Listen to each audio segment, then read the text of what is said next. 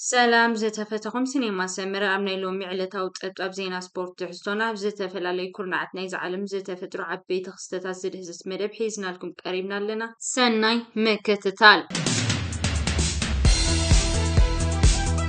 ኤርትራውያን ፕሮፌሽናል ተቐዳደምቲ ናትናኤል ተስፋጽዮን ኣማኒኤል ገብረ እግዚኣብሔር መርሃዊ ቅዱስ ትማሊ ሶኒ 3 ሚያዝያ መጋረጅኡ ኣብ ዝኸፈተ ዙር ኢትዙልያ ባስኩ ምስ ክለባቶም ክወዳደሩ እዮም። እዚ ኣብ እስጳኛ ዝካየድ ናይ ወርልድ ቱር ደረጃ ዘለዎ ውድድር ኣብዚ ዓመት ኣብ 6 መድረኻት ዝተኸፍለ ብጠቕላላ 992 ኪሎ ሜተር ንውሓት ዝሽፍን ውድድር ከካይድ እዩ። ኣብዚ ዙር እቶም ኣለዉ ዝበሃሉ ናይ ጂሲ ተቐዳደምቲ ከም ዮናስ ቪንጋጋር፣ ሳይሞን የትስ፣ ኤንሪክ ማስ፣ ዴቪድ ጉድ፣ ሪቻርድ ካራፓዝ፣ ሚካኤል ላንዳ፣ ፔለ ቢልባው ካልኦትን ይሳተፉ ኣለዉ። ኣብ ናይ ትማሊ ቀዳማይ መድረኽ ተቐዳደምቲ ካብ ቪቶርያ ተበጊሶም ኣብ ጋስታይ ዝዛዘም 165.4 ኪሎ ሜተር ርሕቀት ዝሽፍን ውድድር ኣካይዶም። ጽቡቕ ዕድል ንናቱ መራኤማ ምስ ክለባቶም ብሰላም ጀሚሮም ብሰላም ይዛዝሞም። ከምቲ ልሙድ ድማ ሲኔማ ሰመረ ነዞም ተቐዳደምትና ጽቡቕ ምንየቱ ይገልጽ።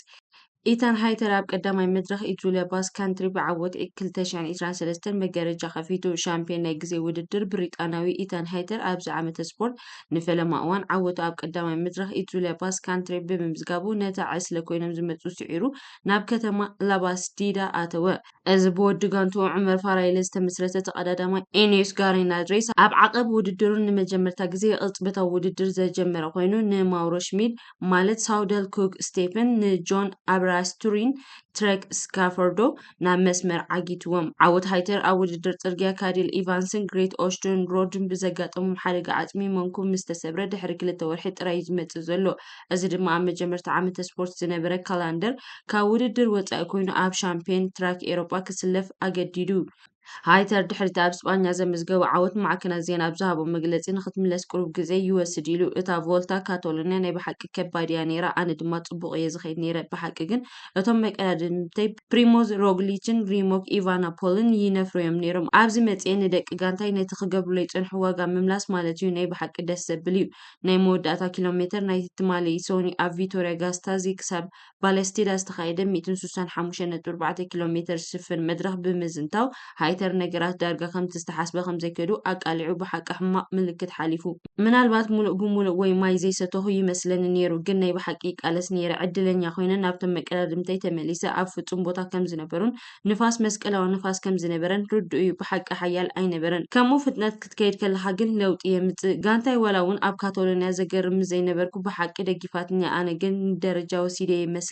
ሎሚ ድማ ኩሎም ንዓይ ኣትዮም ነይሮም ከመስግኖም ጥራይ ዘለኒ። ናብ ዝለዓለ ደረጃኡ ተመሊሱ ድዩ ተባሂሉ ምስ ተሓተተ ሃይተር ሕጂ እውን ይሓይሸ ዘለኹ ይመስለኒ። ዝሓለፈ ሰሙን ሙሉእ ብሙሉእ ሓሚመ ነይረ። ጽቡቕ ሓሚመ ኣይኮንኩን፣ ሰዓል ኣጋጢሙኒ። ኩሉ ሰብ ኣብ ካታሎንያ ሱፐር ድኻም ዝነበረ ይመስለኒ። ብሕውየት ነይሩኒ። ኣብ ነፍሲ ወከፍ ውድድር ድማ ክሓይሽ ተስፋ እገብር። እዚ እንግሊዛዊ ኣብቲ ኣብ ቪያና ናይ ሌዛ ናብ ሰሜናዊ ምብራቕ ዝኸይድ ናይ ሰሉስ ካልኣይ መድረኽ መራሒት ውድድር ኮይኑ ብጫ ማልያ ክለብስ እዩ። ካብቶም ኣብ ጎቦታት ዝበዝሖን ን6 መዓልታት ዝጸንሐን ውድድር ዴቪድ ጋውዳ ብግሩም ኤፍዲጄ ዝፍለጥን ኤንሪክ ማስ ብሞቪስታር ዝፍለጥ፣ ሻምፒዮን ቱር ዲ ፍራንስ ዮናስ ቪንጋርደር ብጃምቦ ቪዝማን ዝፍለጥ፣ ከመንቲ ዓምዋቲ ናይ ዝሓለፈ ዓመት ኢዙልያ ዳኒ ማርቲነስ ብኢኒዮስ ግራዴኔሬስ ዝፍለጥ ወላ ሓደ ካብቶም ኣብ ቀዳማይ መድረኽ ግዜ ኣይከሰረን። ደገፍቲ ቶተንሃም ኣብ ልዕሊ ዳንኤል ክቕየሩ እንከለዉ ሃሪ ኬን ኣብ መርሲሳይድ ዕሱብ ኮይኑ ይፃወት። ማይክል ኬን ንኤቨርተን ዘይተጸበናዮ ጅግና ኮይኑ ካብ ነዊሕ ርሕቀት ተሪር ቅላዕ ንዝተመዝገበት ንገዛእ ርእሱ ኣሰንቢዳቶ ኣንጻር ቶተንሃም ሓደ ብሓደ ዝተመዓራረየትሉ ፀወታ ኣድሒኑ። ክልቲአን ጋንታታት ናብ 10 ተጻወትቲ ደረጃ ዝወረዳሉ ምሸት ሃሪ ኬን ካብ ፍጹም ቅላዕ ንስፐርስ ንቕድሚት ድሕሪ ምስጓሙ ኬን ልክዕ ካብ ሞት ነታ ኩሉ ኣገዳሲት ዝኾነት ማዕሮ ሸቶ ሒዙ ተቐልቂሉ። ኣከፋፋሊ ቶፊስ ዓብዱላይ ዲኮር ቅድሚ መኽፈቲ ፀወትኡ ኒኬን ኣብ ገጹ ብምድፍኡ ቀይሕ ካርድ ወሲዱ። ሉካስ ሞራ እውን ድሒሩ ዶንኪዩ ኣብ ልዕሊ ኪን ንዘጋጠመ ብድሆ ንኣጋይሽ ዝኸውን ናይ ምጉዓዝ ተዋሂቦ ድሕሪ ቁሩብ ደቃይቕ። እዚ ዳሕራዊ ናይ መወዳእታ ቃል ብምሓዝ ንኤቨርተን ነጥቢ ንምምዛዕ ሁጎ ሎሪስ ሓሊፉ ብነፋሪት ክትኣምነ ዘጽግዕ ከም ሮኬት ቅላዕ ሰዲዱ። ኣብዚ ተጻዋታይ ስፖርት ስሜይል ጆ በርነስቲን ካብ ፀወታ እንታይ ከም ዝሰኣንኩም ይርኢ። ኬን ኣብ መርሲሳይድ ዕሱብ ኮይኑ ይዋሳእ ኣሎ። ሃሪ ኬን ንወዲ ጋንቱ እንግሊዝ ጆርዳን ፒክፎርድ ብፍጹም ቅላዕ ብምሕላፉ ኣብዚ ዓመት ስፖርት ንብዝሒ ብብዝሒ ሾቶታት ፕሪምየር ሊግ ናብ 22 ኣዕብዮ ብድምር ኤቨርተን ዘመዝገበቶ ቁፅሪ ተመሳሳሊ ቁፅሪ ክሳብ ማይክል ኬንዶንጊ ዝሃቦ ሃው ቲዘር እዚ ሓለቓ ጋንታ እንግሊዝ ግን ነቶም ኣብ መላይ ዓብዱላይ ዲኮር ዝነበሩ ተራ ነቲ ኣጥቃዓይ ኣታሊልካ ኢሉ ምሸት ዘሕለፈ ምእመናን ጉዲሰንን ኣይመሰጦምን። ዲኮር ንሸንዳይቾ ኣብ ዝመፅእ ፀወታታት ኤቨርተን ዓብ ምጥፋእ ክኸውን ድሕርቲ ብኣከፋፋሊ ፍራንክ ላምፓርድ ካብ ፀወታ ምእጋዱ ናብ ጋንታ ምምላሱ ዲኮር ድሕሪ 7 ዓመታት ኣብ ኩዕሶ እግሪ እንግሊዝ ምስ ዋትፎርድን ኤቨርተንን ናይ መጀመርታ ቀይሕ ካርድ ዝረአ ዘሎ ደገፍቲ ስፐርስ ንሌቪ ኣብ ዘጋጥመሉ ዘሎ እዋን ኣብ ጉዲሰን ተቃውሞ ደገፍቲ ኤቨርተን ብዛዕባ ኣብ ልዕሊ ዋናታቶም ዝፍፀም ባእሲ ኩሉ ይፈልጥ እዮም ንውሕስነት ምክንያት ኣብ ጉዲሰን ኣብ ዝካየድ ፀወታታት እኳ ኣይሳተፉን እዮም። እንተኾነ ግን ኣብ ወንበር 2019 ዓ.ም ዳንኤል ሌቪ ቅልውላው ምህላው ግን ኩሉ ተዛማዲ እዩ። ቅልውላው ቶተንሃም ናብ ሻምፒየንስ ሊግ ክትሓልፍ ዘይምኽኣላን 15 ዓመታት ብዘይ ዋንጫ ምፅናሕን እዩ። ኤቨርተናውያን በዚ ምተላገጹልና ካብ 1995 ጀሚሮም ብሩር ሾቶታት ኣየልዓሉን። ሕጊ ኤኤፍፒ ብምጥሓሶም ብዝብል ክሲ ፕሪምየር ሊግ ይቐርበሎም። ክሊመንት ኣትሊ ኣብ 1951 ቀዳማይ ሚኒስተር ድሕሪ ምዃኑ ንፈለማ እዋን ካብ ውድድር ክወርዱ ይሰግኡ። ጋንቱ ኣብ ከቢድ ሓደጋ ኣብ ዝነበረትሉ እዋን ደገፍቱ ኤቨርተን ተጠርኒፎም ምስቲ ኣብ መጀመርታ ናይዚ ዓመት ስፖርት ዝተረኣየ ክነፃፀር እንከሎ ቅድሚ ፀወታ ኣንጻር ፈርሃድ ሞሽሪ ዝኾነ ዓብይ ዲሞ ኣይነበረን። እቲ ደጋፊ ልክዕ መወዳእታ ዓስቡ ረኺቡ። ካፒተናት ነዊሕ ዝኽሪ ኣለዎም። ንነዊሕ እዋን ሓለቓ ጋንታ ሲሞስስ ካልመን ሆጎ ሎሪስን ካልኦት ንመወዳእታ ግዜ ኤቨርተን ኣብዚ ሊግ ኣብ ጉዲሰን ፓርክ ንቶተንሃም ረቲዓ ዝተፃወተሉ እዋን ቅድሚ ሕጂ ኣብ 2012 ስቲቨን ፒናርድ ዶንግያ ዝተዓወተቶ ሾቶ ኣመዝጊቡ። ስፐርስ ካብ መጀመርታ ወርሒ ለካቲት ጀሚሩ ብጉድኣት ብርኪ ካብ ፀወታ ወፂኡ ዝነበረ ቁፅሪ 1 ሎሪስ ብሓጎስ ምቕባላ ተሓጒሳ። ንሃሪኬን ሓለቓ ጋንታ ስፐርስ ኢልካ ምፅዋዕ ልሙድ ጉጉይ ኣረኣያ ከምኡ ግን ኣይኮነን። እዚ ተዓዋቲ ዋንጫ ዓለም ፈረንሳ ኩሉ ግዜ ብቑዕ ኣብ ዝኾነሉ እዋን መትሓዚ ቅልጥሚ ዝግበር ኤቨርተን ኣብ መጀመርታ ነዚ ወዲ 36 ዓመት ተፃዋታይ ኣብ ምምላሱ ልዕሊ ዓቐን ሰሪሐን ኣስሪሐን ማለት ኣይኮነን። ዋላ እኳ ብዙሕ ምውጥዋጥን ምፍንጫልን እንተገበረትሉ ኤቨርተን ነቲ ተበግሶ ክትሕዝ ኣብ ዝፈተነትሉ እዋን ድሕሪ ዳግማይ ምጅማር ፀወታ ንዝነበረ ትሑት ድራይቭ ኣማዶ ኦናና ዳውን ንምባል ፅቡቅ ምውራዱ ኣብ ቀዳማይ እብራ ሓንሳብ ጥራዩ ናብ ፀወታ ተፀዊዑ ካብ ኢድሪስ ጉያ ዝተዋህበ ቲቭ ኦቨር ዝያዳ ዝሓሸ እዩ ነይሩ። ሻንዶች ኣብ ጉዲሰን ኣፍ ደገ ኣብ ዝኣተወሉ ህሞት ንፅንዓት ሓደ ካብ ቀንዲ ቀዳምነት ገይርዎ። እዚ ድማ ንረብዓይ ግዜ ተኸታታሊ ንሓደ ዓይነት ተፃወቲ ዝሰምዕ እዩ። ሞሪኖ ኣብ በርሊን ምዝዋሩ ብዘይ ምፍታው ዝፍለጥ ኮይኑ መሊሱ እውን ተመሳሳሊ መትከላት ይኽተል ኣሎ። ሓደ ካብቶም ረብሓ ዝሓፈሱ ዘይተፀበነ ጅግና ሸቶ ማይክል ኬን እዩ።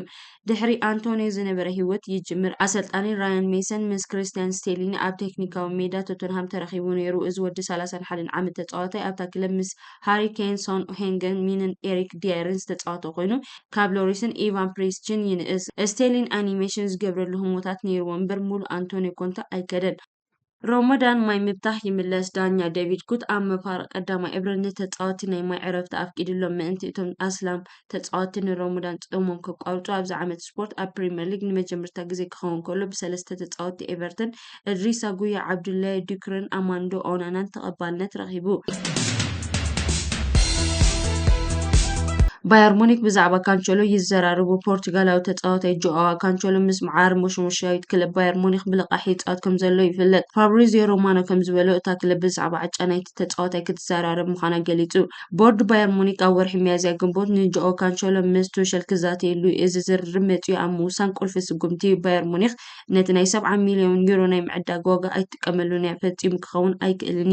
እቲ እንኩ ኣማራፂ ምስ ሲቲ ምዝርራብ ይብል እቲ ተንተና ክኢላ ምስጋር ተፃወትን ብተወሳኺ እውን ኣሰልጣኒ ባየር ሙኒክ ቱሸል ብዛዕባ ካንቸሎ ከምዚ ይብል።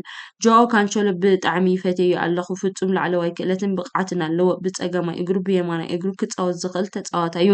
ኣብዚ ብምምፅኡ ኣዝዩ ዝሕጎስ ንደልዮ ኢና ርግፀኛ እየ ብልዑል ደረጃ ክፃወተልና ከም ዝኽእል። ሉዊስ ሱዋሬዝ ኣብ ዘመነ ሊዮነል መሲን ክርስቲያኖ ሮናልዶን ክልተ ግዜ ወርቃዊ ጫማ ተዓዊተ ኣለኹ። ኣነ ዝተዓወስኩ ድማ ብድምፂ ዘይኮነስ ብቁፅሪ ስለዝኾነ እየ ዝሕበን። ሓላፍነትን መሪሕነት እውን ኣዝዩ ደስ ዝብለኒ። ብዘይ ሊዮነል መሲ ኣንጻር ማድሪድ 3 ሾቶታት ኣመዝጊበ። ከምኡውን ኣብ ክለብ ሊቨርፑል ከለኹ ብዘይ ጀራርድ ተመሳሳሊ ሰሪሐ እየ። ብተወሳኺ እውን ወዲ 21 ዓመት ዕድመ ከለኹ ድማ ሓለቓ ጋንታ ኣያክስ ኮይነ እየ ይብል። ጆስ መሪኖ ኣብ ልዕሊ ኣሰልጣኒ ሳምፓዶሪያ ዳጃን ስታንኮቪች ዝፍፀም ዝነበረ ዓሌታዊ ገህሰት ደው ንምባል ንደገፍቲ ሮማ ብኢዱ ገይሩ ግደፉ እንዳበለ ብተደጋጋሚ ነቲ ተቃውሞ ደው ንምባል ተራእዩ።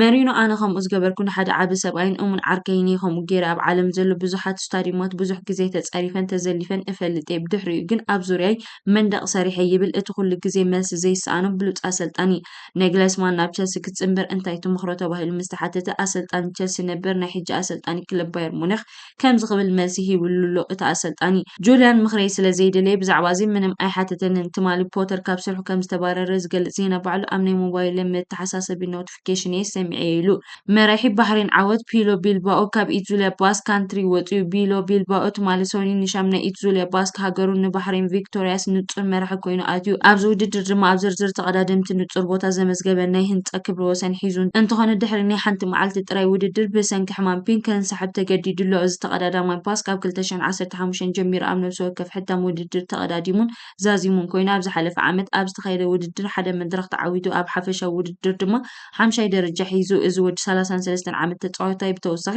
ኣብዚ ዓመት ስፖር ሓያል ጅማሮ ኣካይዱ ኣብ ቱር ዳውን ኣንደር ብሓፈሻ 3ይ ደረጃ ከምኡውን ኣብ ቮላታ ኣላ ኮሚኒታ ቫለንሺያ ዙር ኢማራት ዓረብን 4ይ ደረጃ ሒዙ ሽዑ ባህሬን ቪክቶሪያስ ኣብ ቅድሚ ውድድር ኣብ ዘውፅኦ ናይ ሚድያ መግለፂ ዕላሞም ኣብ ኢትዙሊያ ባስ ካንትሪ ንቢልባኦ ኣብዚ ውድድር ንሻምናይ ግዜ ንምድጋፍ ምዃኑን ናብ ፖዲየም ጄሲ ንክኣቱ ንምሕጋዝን ዝዓለመ ምዃኑ ምግላፆም ዘገርም ኣይነበረን ኣብ ሓደ መድረክ ተዓዊቱ ይኹን እምበር ሕጂ ናብ ውጥን ፕላን ቢ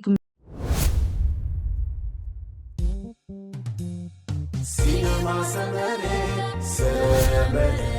ካብ ጊዜ ናብ ጊዜ ሓይልና ደደበ ፍልጠት ሓጎስ ደስታ ሰሓቕ ስኒት ሩፍታ መኽሰብ እናሃበ ሲኒማ ሰመረ ኣብ ሲኒማ ሰመረ እጥዑሙ ዝነቀ ዓማ ኮሜዲ ድራማ ዕላላት ዋዛታ ስፖርት ፊልም